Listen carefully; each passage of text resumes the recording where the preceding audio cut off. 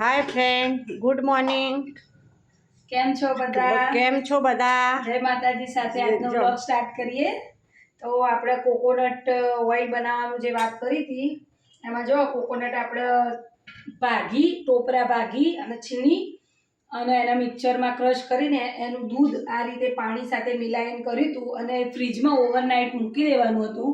એ મૂક્યા પછી એના ઉપર આ રીતની મલાઈ આવતી હોય છે, તમે જોઈ શકો છો દૂર.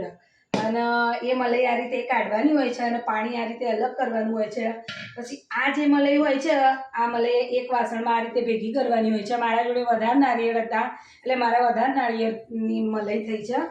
એટલે મેં આ રીતે નારિયેળ આ રીતે પાણીથી આ રીતે જે મલાઈ હોય એ અલગ પડી જ જતી હોય છે અને આ રીતે કાઢી નાખી અને એના પછી ગેસ ઉપર કે ચૂલા ઉપર આ મલાઈ ચડાવીએ એટલે એનું કોકોનટ ઓઇલ થઈ જતું હોય છે. જે રીતે આપણે ઘી બનાવીએ છીએ એવી જ રીતે કોપરેલ પણ બનતું હોય છે.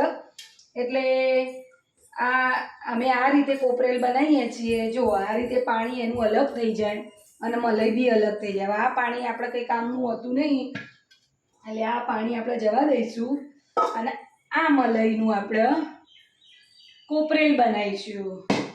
તો બાય બાય ફ્રેન્ડ્સ.